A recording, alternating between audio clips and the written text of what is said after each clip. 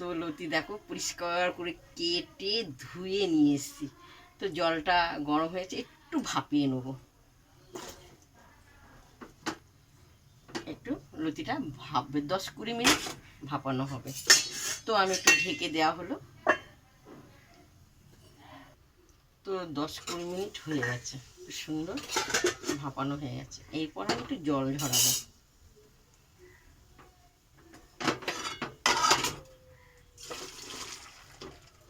জলটা ঝরানো হয়ে গেছে।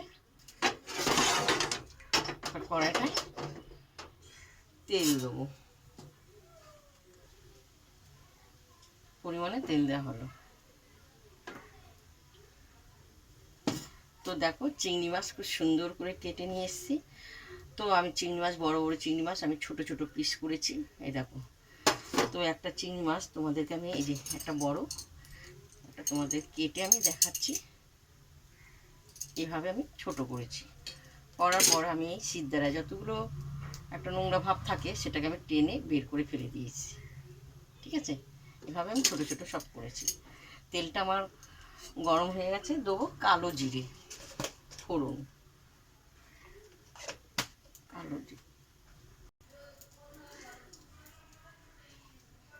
কালো জিরে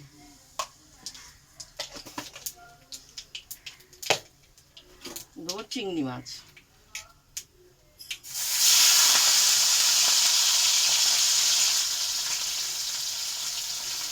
কত চিংড়ি মাছ দেওয়া হয়েছে।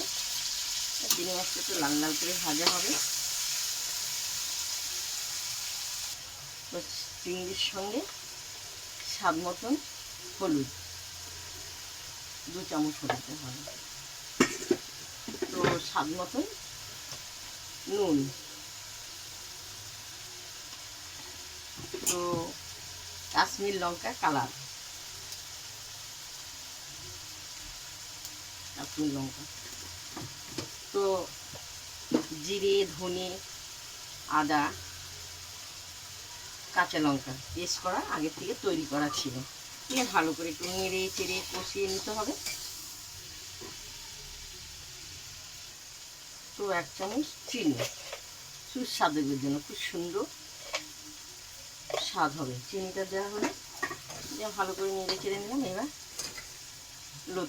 লতিটাকে সিদ্ধ করেছি এর সঙ্গে দিয়ে দেওয়া হলো।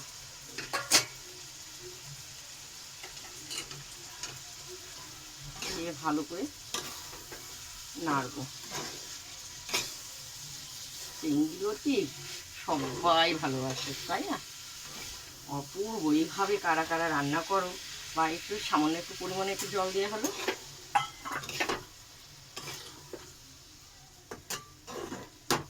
এরপর 10-15 মিনিট ঢাকা থাকবে।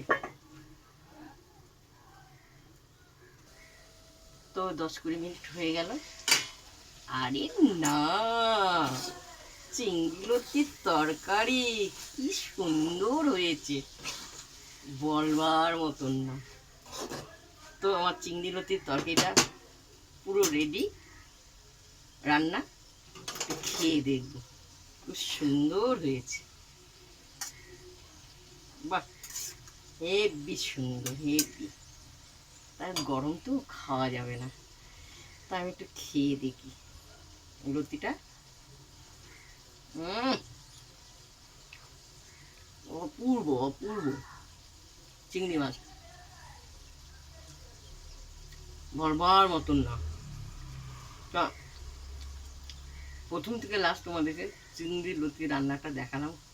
তোমাদের যদি ভালো লাগে রান্নার রেসিপিটা, দিদিভাইকে লিখে পাঠাবে, আর এইভাবে তোমরা তৈরি করে খাবে। মুখে লেগে রয়েছে চিংড়ি লতি।